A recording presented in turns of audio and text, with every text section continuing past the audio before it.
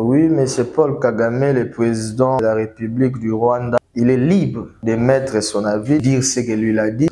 Vous êtes prêt à vous battre si nécessaire? Que ce soit la situation dans l'est du Congo, que ce soit tout ce qui peut déborder sur notre territoire ou quoi que ce soit d'autre, nous sommes prêts à nous battre. Distraction, distraction, distraction. Même l'ONU connaît la vie. Donc il peut dire tout ce qu'il a dit.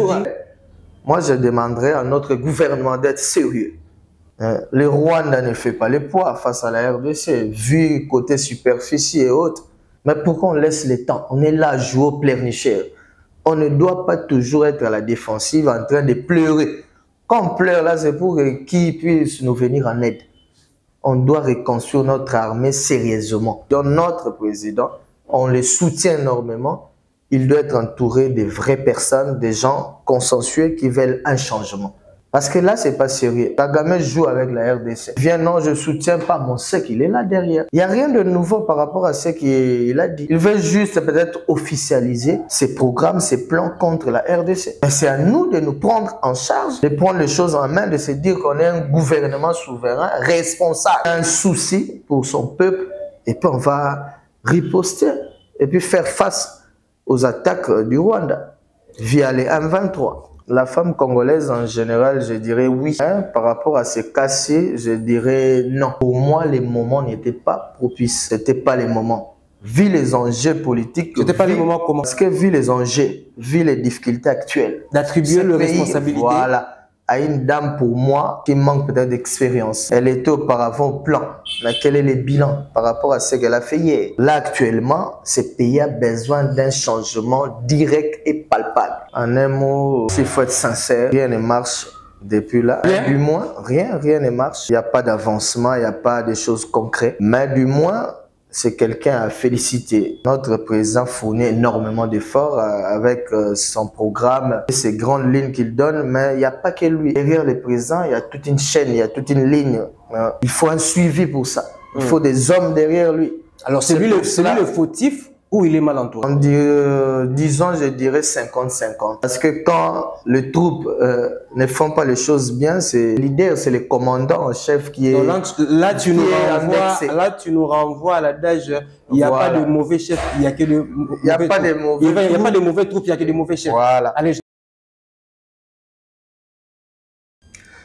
le travail précède le succès des travail, parole de M. Sapis. Donc, un grand merci à nos fidèles internautes, nos fidèles téléspectateurs et surtout Bandarabiso. Je crois que nous sommes suivis dans les 4 coins du monde, États-Unis, Amérique, Europe, Afrique, j'en pense. Donc, n'apprécie vraiment merci. Et surtout à l'éternel Dieu et à permettre encore tous à la envie. Dans les 4 coins du monde. Donc, restez toujours branchés. Partagez déjà l'émission parce que Nelo, vraiment, Makamboza, il y a malam. Donc, vous serez bel et bien satisfait par rapport à notre programme d'aujourd'hui. Je tiens à remercier le beau cadre, soit ce beau cadre, salon de coiffure Nice. Le propriétaire, il y a cadre Oyo. Elle s'appelle Madame Nice. Donc, Madame Nice, ça a vraiment une entrepreneur ou vraiment à Salaka toujours dans les soucis, ou soit à Ivraka dans les soucis, il y a pour apporter quelque chose à la jeunesse congolaise. Donc, nous sommes là pour soutenir de bonnes œuvres, nous sommes là pour soutenir des initiatives, raison pour laquelle nous sommes toujours là pour l'accompagner, surtout pour soutenir. Et je dis encore un grand merci à Carlos et José, Sandra Ntumbambabou et surtout à la fondation Aline Vembo, maman Aline Vembo, tout ça vraiment ensemble nayo, Tolingaka yo mingi et puis Tolingaka plus ba action nayo, donc tout ça toujours là pour t'encourager. Aujourd'hui sur ce plateau, je suis avec monsieur Chris Mapwanga. Chris Mapwanga wapi a bimi lisusu na silence parce que après bah élection, quand bien même Azar candidat malheureux. Et il s'est vraiment donné à fond pour que Azala élu et compte tenu il y a un résultat donc Azara tellement fair play et puis Azara tellement ouvert d'esprit, raison pour laquelle il a accepté le résultat sans pour autant dire quoi que ce soit, sans pour autant critiquer, sans pour autant mépriser, sans pour autant insulter. C'est avec lui que nous allons parler de son avenir politique et nous allons aussi parler de certains sujets autour de l'actualité politique congolaise. C'est avec M. Christian à qui je dis bonjour M. Christian. Bonjour M. Sapis. Monsieur Christian, pourquoi tout ce temps de silence? Non, on était là en train de travailler toujours pour le bonheur de la jeunesse, pour chercher de voies et moyens comment améliorer les choses et puis soutenir la bonne marche des choses. Je me rappelle encore de notre toute dernière émission au produisait qui est à niveau il y a UNPP. Il y a eu une succession de questions par rapport à l'intervention et puis par rapport à l'analyse politique au Salaki. Alors, je m'attendais à ce que prochainement, on revienne encore sur le plateau pour que nous ayons un peu le temps, il y a à quoi échanger par rapport à l'actualité politique, à notre grande surprise, au Komaki, ou bien encore oiseau rare. Mais on a fait de notre mieux pour te retrouver et surtout merci de votre temps. Et Masoulo et Mimi Bisso, vraiment, nous allons parler de ton avenir politique par rapport à ma vision Nayo et ce que tu comptes faire exactement parce que 2028 Pesali, tant bien même, oui, je suis qui na législature, soit na élection, oui, l'État, mais il y a aussi une possibilité. Tu es encore jeune, tu as plein d'avenir devant toi. Quel résumé tu peux nous faire par rapport aux élections et après les élections? Oui, Monsieur Sapis, merci pour l'opportunité d'abord et merci d'être toujours là pour nous soutenir, nous accompagner, disons. Vous, la presse, vous êtes vraiment trop crucial pour moi en politique, vous devez être là pour l'accompagnement. Tout ce temps après les élections, on a fait des efforts. Le souci était que la jeunesse d'aujourd'hui puisse émerger à travers nos projets, à travers nos propositions. Malheureusement, comme tu as dit au début ici, on devait accepter les résultats des urnes. Okay. Pour ne pas t'attarder sur ça, élection mal organisée, ceci, cela, les pays ont besoin de nous, on doit avancer. Mais après les élections, on s'est dit non, on ne va pas laisser la jeunesse comme ça. Comme on avait des projets solides, c'est pour cela qu'on a débuté avec la création de notre ASBEL dénommé Jeunesse Bonne Idée. On est déjà en marche. JBI en sigle. JBI en sigle. On est déjà en marche. Le week-end passé, on avait fait une marche de visibilité qu'on a dénommée une marche de visibilité, pour que les gens puissent comprendre qu'est-ce que c'est la JBI. La JBI veut quoi pour la jeunesse? Donc, c'est un peu ça. On est maintenant en mode ASBEL JBI qui est là pour soutenir les jeunes. Donc, j'aimerais, est-ce que avant qu'on avance vraiment, ou soit avant qu'on entre vraiment dans le vif du sujet, que tu nous expliques clairement, tu es du pouvoir ou de l'opposition? Pour mes couleurs politiques, là, je préfère m'abstenir. Je ne suis pas ni du pouvoir, ni de l'opposition. Bien sûr qu'au moment des élections, on a soutenu le président Fachi, que j'encourage énormément avec ses bonnes idées. Mais je ne suis pas du pouvoir, je ne suis pas de l'opposition. En fait, nous, le souci est que la jeunesse puisse se retrouver. Aujourd'hui, ça devient un slogan. L'avenir de demain, c'est la jeunesse d'aujourd'hui. Mais quand on regarde cette jeunesse d'aujourd'hui, ça fait couler de l'encre, ça fait pitié. Il n'y a que des choses qui ne plaisent pas pour ces jeunes-là. Donc nous, on n'est pas là pour bercer ou faire, comme on dit en jargon lingala, les jalelo pour les gens, non.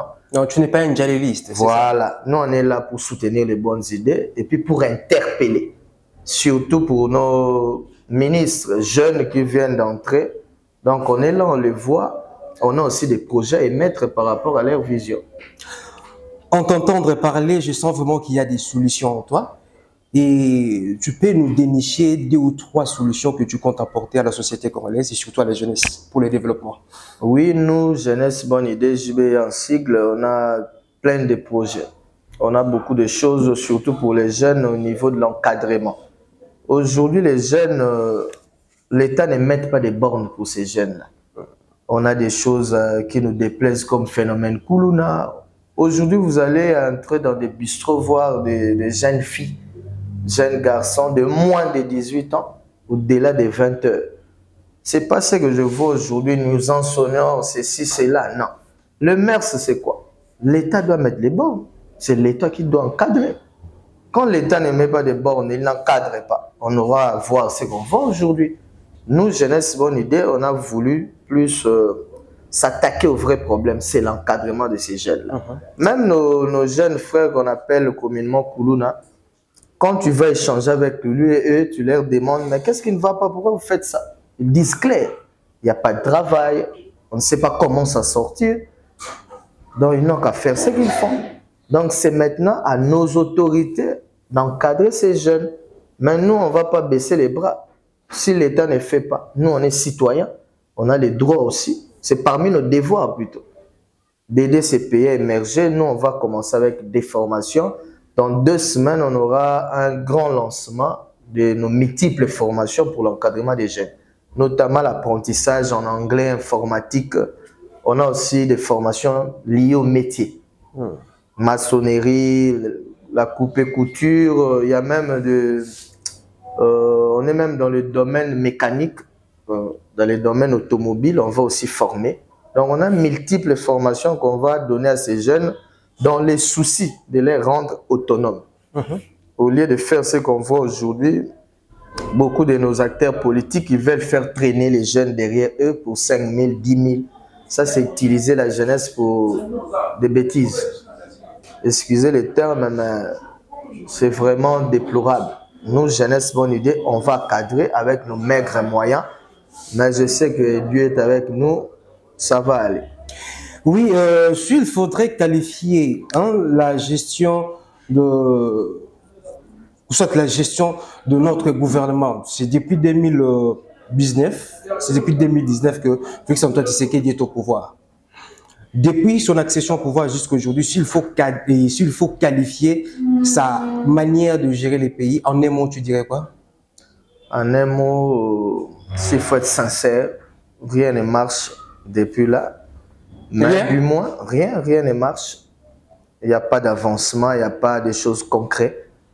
Mais du moins, c'est quelqu'un à féliciter. Notre président fournit énormément d'efforts avec son programme et ces grandes lignes qu'il donne, mais il n'y a pas que lui. Derrière le président, il y a toute une chaîne, il y a toute une ligne. Il faut un suivi pour ça. Il faut des hommes derrière lui. Alors, c'est lui le fautif ou il est mal entouré? Disons, je dirais 50-50. Parce que quand les troupes ne font pas les choses bien, c'est les leaders, c'est les commandants en chef qui est... Donc là, tu nous renvoies à l'adage, il n'y a pas de mauvais chefs, il n'y a que de il n'y a pas de mauvais troupes. Il n'y a pas de mauvais troupes, il n'y a que de mauvais chefs. Voilà. Allez, je dis. Donc là, c'est aussi une interpellation pour moi à notre président. Il doit savoir avec qui collaborer. Mais du moins avec les remaniements, avec le changement de gouvernement, autre, je sais qu'il est dans ces soucis-là, de changer les choses. Espérons que les gens qui viennent nouvellement, ils vont changer peut-être quelque chose. Pour la toute première fois de l'histoire, une première ministre dame à la gestion et à la tête du gouvernement congolais. Vous faites aussi la confiance à la femme, et surtout à la femme congolaise? La femme congolaise, en général, je dirais oui. Mais par rapport à ces cas-ci, je dirais non. Pour moi, les moments n'étaient pas propices. Ce n'étaient pas les moments. Vu les enjeux politiques... Ce n'étaient pas les moments comment? Parce que vu les enjeux, vu les difficultés actuelles... D'attribuer le responsabilité. Voilà, à une dame pour moi qui manque peut-être d'expérience. Elle était auparavant au plan. Mais quel est le bilan par rapport à ce qu'elle a fait hier? Là, actuellement, ce pays a besoin d'un changement direct et palpable. On a assez entendu les discours. Moi, je suis là, je représente les jeunes. Nous, la jeunesse, bonne idée, on n'est pas là pour faire la complaisance. On ne fait pas la politique du ventre. On a ces soucis-là de changer les choses. On doit être clair, on doit être du bon côté. Le bon côté, c'est le côté du peuple. Donc, pour moi, ce n'était pas les moments. Il fallait quelqu'un de plus expérimenté. Un calibre, quoi, disons, vis-à-vis des problèmes qu'on a. Parce que là, on est à l'aise, on fait ce qu'on fait ici et dans la capitale à Kinshasa, mais à l'Est, ça ne va pas. Il y a des problèmes sérieux à régler et puis, vu la situation sociale dans notre pays sur le plan général, ce n'était pas les moments. Moi, je pense, selon moi, qu'elle ne va pas faire le poids. Mais on ne va pas dire non, il faut l'enlever. Comme elle est déjà là, on ne peut que la soutenir. Comme j'avais dit auparavant ici, on est tous Congolais, on doit apporter notre pierre à l'édifice. Donc il faut la soutenir, il faut l'enrichir avec des projets, avec des solutions. Vous savez, donc c'est presque le même discours, le même langage que vous teniez très souvent lorsque vous passez sur nos antennes. Alors, qu'est-ce qui différencie M. Christ Mampoanga à ceux des autres Congolais? Donc, qu'est-ce qui fait la différence de ce que tu nous parles là et de ce que tu comptes apporter exactement? Non, la différence, c'est que M. Sapitz, nous, quand on parle, c'est pas parler en vain pour que les gens puissent écouter parler français. Non. Nous, en fait, on est basé sur des projets. Quand je parle de projets, il y a des projets solides, mais qui manquent de financement, qui manquent d'encouragement. Mais vous verrez certains ministères avec un budget consistant, mais rien fait. C'est comme exemple, je prendrai la ville de Kinshasa. C'est un grand morceau. Pour certains, pour nous, la JBA, avec nos projets, ce n'est pas un grand morceau. Si on nous donne l'opportunité, on saura améliorer quelque chose dans un coin où les gens diront, mais ici, ce n'était pas comme ça, ce n'était pas bleu, mais alors, où comptez-vous trouver des fonds ou des finances pour financer vos projets, pour matérialiser tout ce que vous avez comme vision? Oui, nous, actuellement, comme toute autre ASBEL, on vit de nos maigres cotisations. C'est juste la volonté qui nous anime et la détermination. Avec nos petites cotisations, on se bat. Il y a aussi des partenaires qui nous soutiennent de part et d'autre, qui ne nous laissent pas. Donc, on va s'efforcer. Parce qu'il ne faut pas attendre de faire 10 directement. Il faut commencer au moins avec un demi. Et puis, même la Bible le dit, aide-toi et le ciel t'aidera. Nous, JBI, on ne croise pas les droits. On ne croise pas plutôt les doigts en disant que non, le pays va mal, il n'y a rien, et puis non, on va s'asseoir. Non. C'est par là que je profite même encourager nos jeunes. Ils doivent fournir des efforts. C'est même notre devise à la JBI, travail, créativité, conscience. On doit travailler. Travail, créativité et conscience. Donc, tu es déjà un exemplaire par rapport à tout ce que tu dis. Tu nous dis soit par rapport aux devises de l'association. Voilà. Moi, je fais déjà, je montre les pas. C'est l'exemple. Donc, merci, vraiment, merci. Maintenant, nous allons essayer un peu de rentrer à la régie, nous souffler un peu avec une image de ce qu'a été votre marche de santé. Ok, merci beaucoup.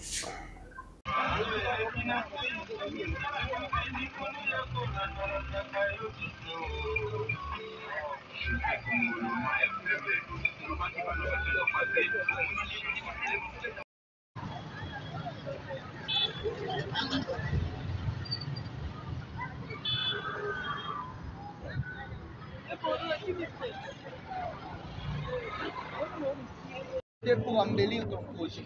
Nous, on est là pour soutenir ces jeunes. C'est un peu la différence. Il y a d'autres associations qui se dénomment jeunes, mais ils ne font rien pour ces jeunes-là. Nous, on n'est pas là pour chanter aux politiques, on est là aussi pour interpeller. Surtout notre ministre jeune, elle doit vraiment s'occuper de la jeunesse. Elle doit être concentrée et dans ce gouvernement ici, elle doit faire la différence. Elle doit montrer que nous, jeunes, on peut changer ce pays. On peut donner une bonne image par rapport à ce qui s'est dit. Que le futur n'existe plus parce que les jeunes d'aujourd'hui font du n'importe quoi. Maintenant, on est là pour encadrer, pour changer un peu les choses. Donc, soyez-en sûrs, je fais aussi appel aux autorités compétentes, tous ceux qui veulent aider. Parce qu'on est une association, une ASBEL, on fait partie déjà, partie des instances, pas instances, mais des associations qui soutiennent même le gouvernement.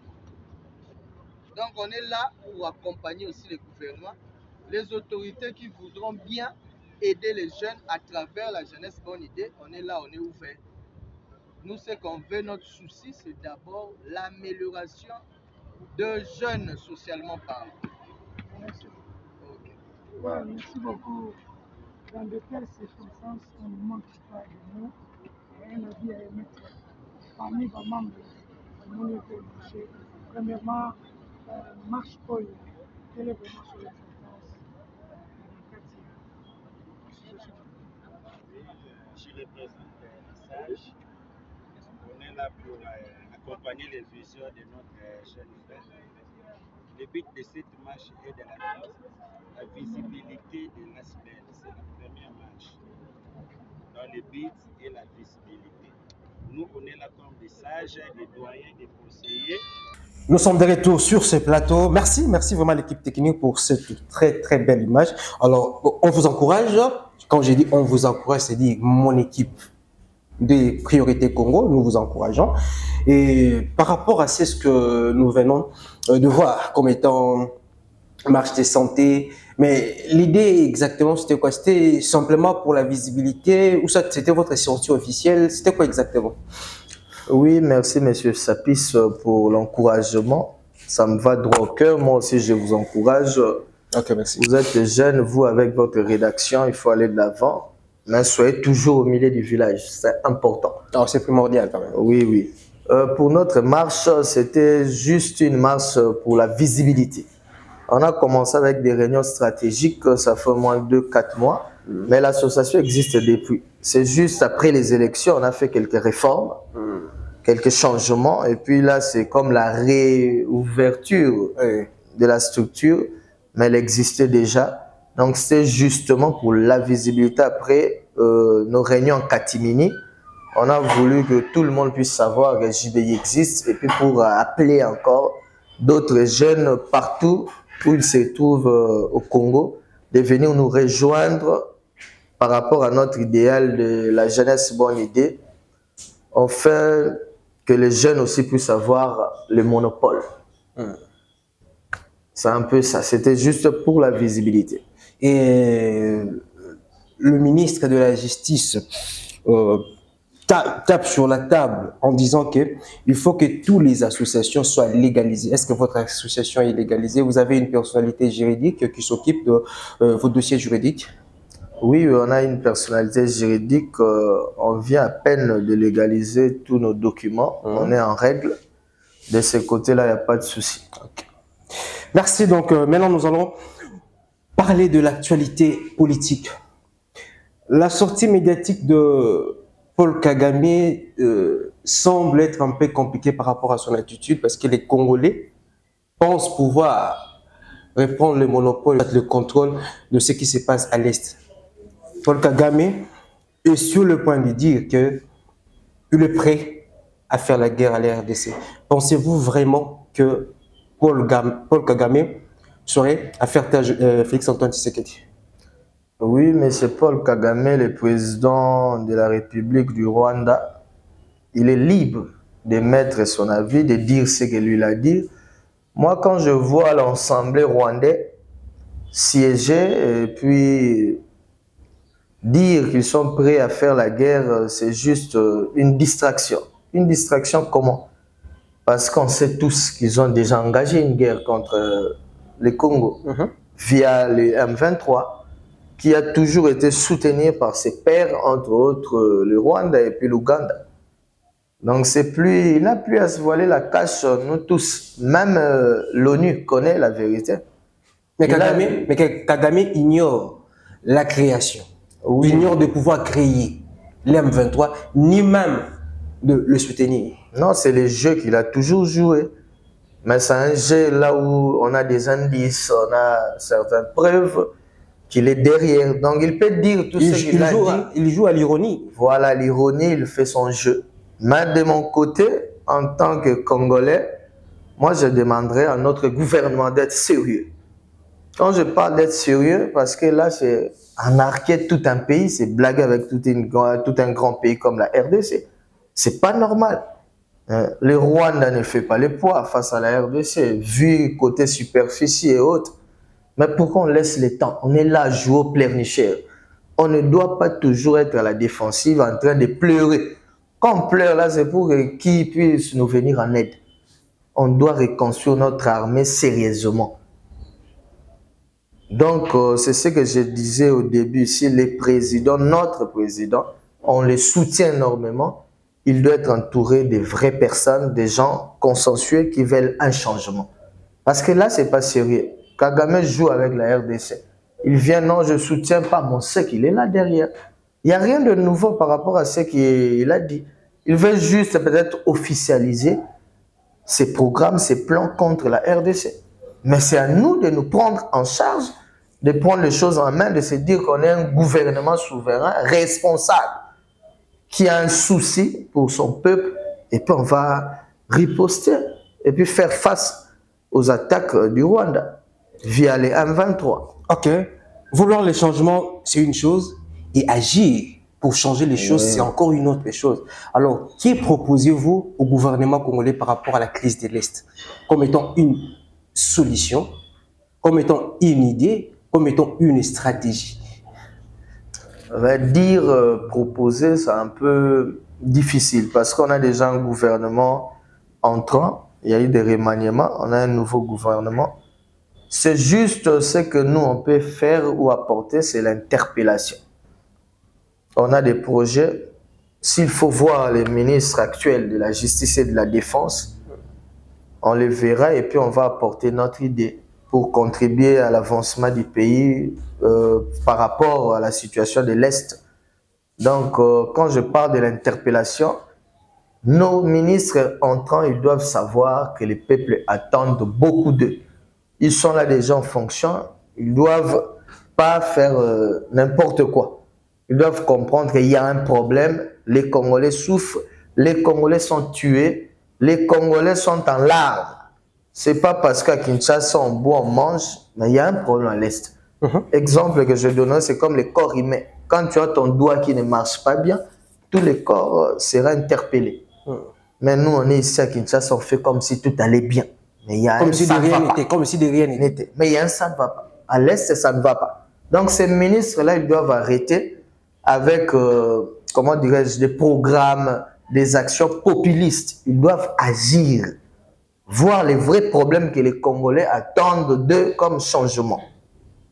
Alors, comment traitez-vous la diplomatie de Félix-Antoine Tshisekedi? Parce que certains le traitent d'être un peu large et d'autres personnes le traitent un peu, je ne sais pas s'il faut utiliser ce terme de l'âge, parce que sa manière d'agir ne frappe pas directement l'armée rwandaise. Lâche, ça ne touche pas directement l'armée rwandaise. Oui, lâche, je dirais non. Notre président n'est pas lâche. Et puis en politique, il y a ce qu'on appelle la diplomatie. On n'agit pas de la même façon quand on est chez nous à la maison et quand on est en politique. Il y a même des actions qu'on peut entreprendre, mais par rapport à certains canaux, on doit avoir une manière de s'y prendre. Il n'est pas lâche, mais dire qu'il est un peu trop large, oui. Parce que le problème de l'Est, ça demande vraiment des actions très précises. Mais quand on dit non, il faut attendre, il faut négocier, pour moi, c'est plus l'ère de la négociation. Lui-même, le président, si on va se rappeler par rapport à ses sorties précédentes ou passées, ou antérieures, il avait bien dit que la RDC va riposter, la RDC va se défendre.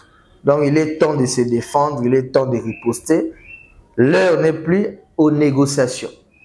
Parce que quand nous, on joue à cette largesse avec les Rwandais, mais les Rwandais continuent de se moquer de nous. On doit leur montrer qu'on vale quelque chose. Notre président est fort et puis c'est un homme intelligent. J'espère qu'avec ces nouveaux gouvernements, on verra des changements palpables d'ici peu. Nous allons chuter avec la vie sociale de Congolais. Quelle analyse faites-vous par la société et par le social de Congolais? Est-ce que l'homme congolais mange bien? Est-ce que les enfants de Congolais font de bonnes études? Est-ce que l'homme congolais parvient à prendre soin de sa santé convenablement? Les sociales des Congolais, c'est même le but de notre belle jeunesse bonne idée. Parmi les grandes lignes, il y a les sociales.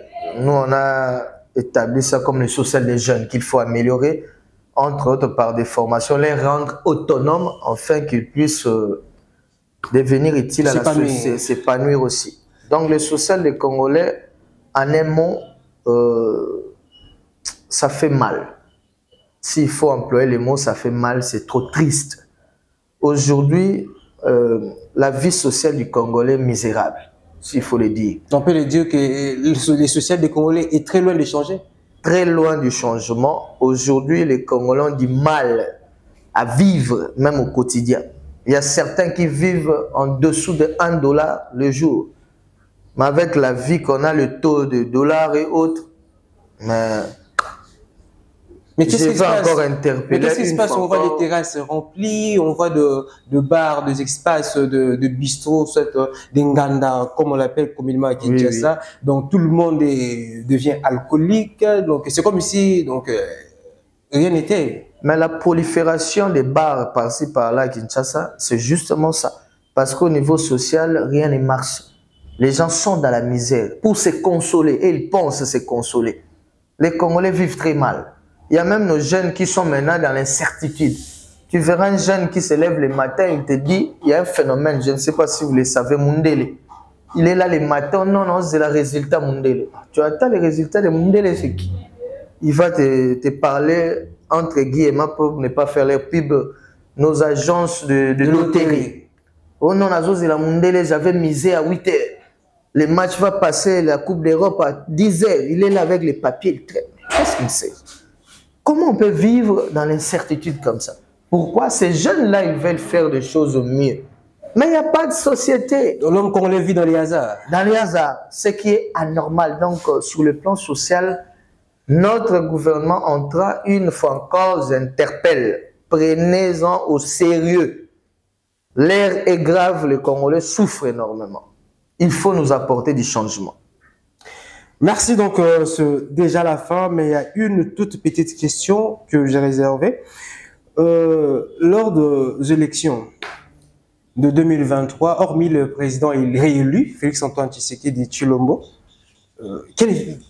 qui étaient ces candidats en dehors de Félix Tshisekedi qui, pour vous, personnellement, faisaient le poids politique? S'il faut être sincère, sans l'attachement politique ou parti pris, dirais-je, il y avait notre candidat, le monsieur président Moïse Katumbi Tshapou. Un coup de chapeau pour lui. Le président Moïse Katumbi. Moïse Katumbi, qui a fait vraiment campagne sérieusement. Et puis j'avais suivi comme tout autre candidat président de la République certains de ses discours. Il a son programme à lui pour l'amélioration aussi du social du Congolais. Donc c'est quelqu'un à soutenir aussi. Il a échoué aujourd'hui. Il fallait laisser notre président Fachi, Félix-Antoine Tshisekedi, apporter aussi, arriver à sa fin par rapport à son projet. Il avait fait un mandat, il fallait un deuxième mandat pour plus de temps, pour qu'il puisse vraiment élargir ses pensées, ses projets. Mais espérons que dans l'avenir, on lui donnera aussi chance. Il pourra nous amener aussi beaucoup de changements en tant qu'un Congolais qui a aussi les soucis de son peuple. Serez-vous d'accord pour un troisième mandat de Félix-Antoine Tshisekedi? Non. S'il faut dire oui, ça sera par rapport peut-être à une complaisance politique ou autre, mais en tant que vraiment quelqu'un qui veut du changement, je dirais non. Même lui-même, le président Fachi, je ne pense pas qu'il va être pour un troisième mandat. Ça serait taché. Il n'a pas ses intentions? Personnellement, je dirais non. Par rapport à mes analyses, parce que ça serait taché à la constitution du pays, qui stipule qu'après 2 mandats, il faut faire un vide. Laisser aussi à d'autres Congolais... Faire un vide pour devenir un sénateur à vie? Oui, même sénateur, pourquoi pas? Il nous a servi en tant que président, on lui doit ça. Les pays, pas nous, mais les pays, la constitution lui tolère, on lui doit ça. Parce qu'il faut laisser aussi à d'autres travailler. C'est comme ce qui nous a déplé avec les nominations, vu la sortie du nouveau gouvernement. On a vu certaines figures que les gens se sont dit, pourquoi pas donner la chance aux autres? Pourquoi les mêmes personnes? Parce qu'ils ont quoi comme bilan? Alors, êtes-vous d'accord à la révision et au retouche de la Constitution? Non, je ne suis pas d'accord à 50%. Mais à 50%, il y a des lois à revoir. Il y a des lois à revoir. Il y a des lois à amender. Comme les 600 000 $ qu'il doit toucher le président honoré. Comme les émoluments de certains présidents sortants. Même nos députés, pourquoi ils peuvent apercevoir plus de 400 millions de francs congolais au moment où les fonctionnaires ne sont pas payés? Il y a des arriérés. Leurs émoluments sont fixés à 14 millions de francs congolais, équivalent à 5 000 $. Pour moi, même les 14 ça vous convient quand même? Ça ne me convient toujours pas. Je trouve que c'est assez. C'est pas assez, mais c'est trop. De 21 000 $ à 5 000. C'est toujours trop. Parce que quand on parle de 5 000, mais il faut voir, les petits peuples, les derniers Congolais vivent chaque jour avec combien? En dessous de 1 dollar. Et vous, une personne, un individu, vous allez percevoir 5 000 dollars. Pourquoi faire avec? Pourquoi faire avec? Percevoir 5 000 dollars, donc ça dépend aussi par rapport à ce qu'il réalise comme travail, parce que le président de la République leur avait défendu lors de son passage à Top Congo. Un député a plusieurs responsabilités. Une des présidents et pensez-vous vraiment que la réflexion du président de la République était à côté par rapport à la décision du président Vital Kamerhe, le président de l'Assemblée nationale? Dire à côté, je ne sais pas. Mais à mon avis, c'est pas normal. Parce que c'est pas aussi dans le rôle, dans les prérogatives d'un député d'aller enterrer les gens dans des quartiers là où ils de jeter des ponts. Non, non, non. C'est le travail de l'État. Un député là pour interpeller l'État. Établir l'électricité, acheter des câbles.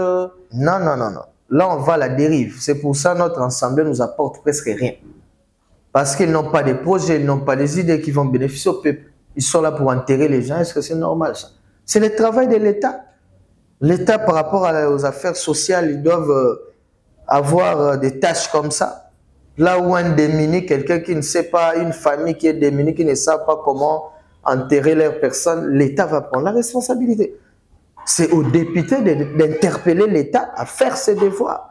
Merci, merci, merci, M. Christian Maponga. Donc, c'est déjà la fin. Vous avez 30 à 45 secondes pour passer le message à tous ceux qui vous suivent en ce moment sur Priorité pour moi. Là, je vais commencer d'abord par rapport à la vision de notre association, avec ces soucis-là d'aider notre jeunesse d'aujourd'hui à s'épanouir, à s'améliorer, à devenir autonome, à s'en sortir, s'il faut être clair. Je vais une fois encore interpeller nos ministres entrants. Soyons sérieux. Voyons la réalité en face. Ne faites pas des lois ou des choses pour la popularité, pour faire du mouvement sur le terrain. Non. Ayez ces soucis en tant que Congolais de faire quand même des choses qui vont apporter un changement palpable. Parce qu'il y a beaucoup de choses qui ne marchent pas actuellement et on attend beaucoup de vous. Pour ceux qui nous suivent comme nos membres et tous les jeunes par-ci par-là, je vais leur demander toujours à revenir au bon sentiment, à être conscient. Parce que la conscience, ça englobe tout. Quand on parle de créativité, il ne faut pas se laisser faire. Dire que le pays va mal ou nous on croise les bras, non. Apportons un changement et que le monde puisse parler de nous en tant que jeunes. Il y a eu une période où les jeunes Congolais en général ont créé certaines choses qui ont amélioré aussi la situation du pays. Je vous encourage, tous nos jeunes qui se battent dans des petits commerces, continuez comme ça. Dieu est avec nous, on va réussir. Et puis venez vers nous, la jeunesse bonne idée, qu'on puisse se soutenir et que les jeunes puissent s'en sortir. Et j'allais oublier, quelles sont les conditions pour adhérer à votre association? Pour adhérer à la JBI, on n'a pas de conditions. Il suffit seulement vous passez aussi de venir, de venir là où vous allez nous trouver à notre siège, remplir notre fiche d'adhésion qui ne vaut aucun rang. C'est gratuit. Voilà. Okay, après cela, vous aurez comment on fonctionne, on va vous orienter. Et puis, il y a des formations qui doivent commencer dans 2 semaines. Donc, rapidité, vous venez apprendre, afin que vous soyez autonome et que vous arrêtez avec la mendicité. Les jeunes doivent être au devant de la scène et non derrière la scène. Merci, merci, merci. Juste une question de curiosité. Oui. Depuis que vous avez commencé votre initiative, vous avez déjà changé la vie de combien de jeunes? De plusieurs jeunes, on a déjà des promotions. De plusieurs, c'est la masse. Là, la masse, au moins on a déjà 100 jeunes enregistrés qui ont fini. Vous avez encadré? Que nous, on a encadré la jeunesse bonne idée qui ont eu même les brevets. Nous aurons besoin de rencontrer tous ces jeunes. Donc, bon, les amis, c'est déjà la fin. Un grand merci déjà à la personne de monsieur Gilles Boulembi. Donc, je dis encore un grand merci à ces beaux cadres. Nice coiffure chez Madame Nice, la ravissante Madame. Donc on l'aime vraiment beaucoup. Ici, c'est la classe et la différence. DTP Jonathan de Domembo, DTP Jonathan. DDP. Ok, merci pour la rectification. DDP, Jonathan Domembo et surtout à la Fondation Aline Mvembo, Carlos et José Sandra Toumamba, Boubil Mobuka depuis les États-Unis. Donc, je vous aime et surtout, je vous porte jalousement et chaleureusement dans mon cœur. Merci vraiment à toute l'équipe technique, Junior Kapaya, Rabi Lema, Espérant Lukambu, Fondation Tobo Ipasi, donc, Totel, mais vraiment, anti-valeur, quoi. On a péné ça cop Nabiso. Donc, un grand merci à Maître Fabrice Peboko, ceinture noire certifiée par la Fédération internationale de judo. Je dis merci. À suivre.